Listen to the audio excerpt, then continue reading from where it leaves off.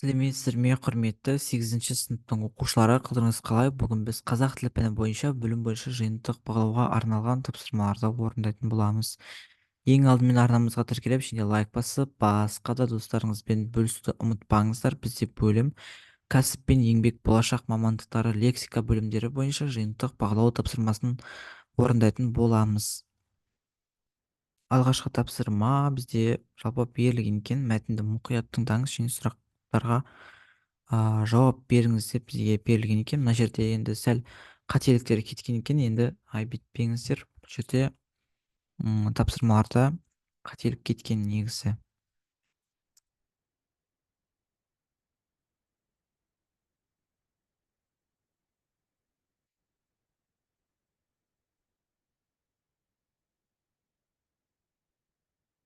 Енді бізде сұрап тұр.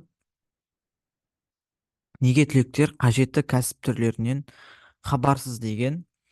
Қазақстанда мектеп түлектеріне мамандық таңдауда бағыт-бағдар беретін нұсқаулық жоқ. Соның нәтижесінде жастар қандай мамандықтардың сұранысқа ие екенінен бейхабар. Екіншісі бұл проблема қалай шешімін таппақ. Алдағы 5 жылда сұранысқа ие болатын 100 жаңа мамандық жайлы энциклопедия жарық көрмек. Бұл жастарға мамандық таңдау бойынша ақпарат беруге көмектеседі. Үшінші тапсырма, Салтанат неліктен бос жүр? Салтанат биология пәнінің мұғалімі мамандығын тамамдағанмен ол бойынша жұмыс таба алмай жүр. Себебі мектептерде биология пәнінен бос орындар жоқ. Неге ның бітірген жастардың жұмыс жасауға ниеті жоқ? Көп жастар қалаған мамандығы бойынша оқымағандықтан, қолында дипломы болса да өз мамандығы бойынша жұмыс жасауға ынта танытпайды.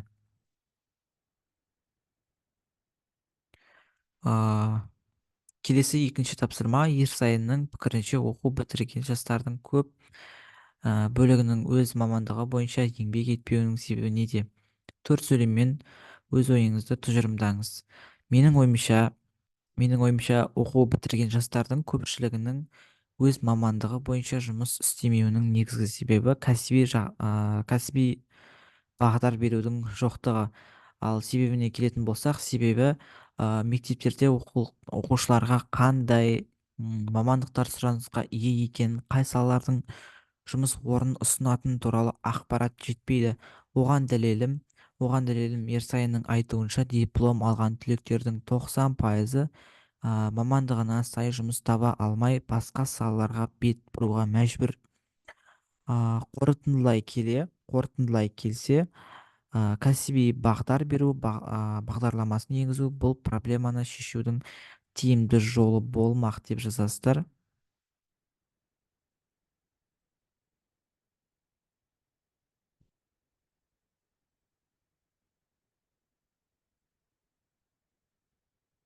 Құрметті оқушылар, осымен толықтай тапсырманың барлығын орындап болдық. Біз әрине дескриптор бойынша жұмыс жасаймыз. Бізде толық балл 8 балл. Осы 8 балдың толықтай 8 балын алып өттік.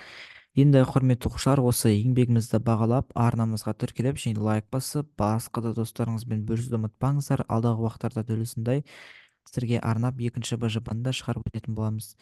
Бүгінге осы, сау болыңыздар.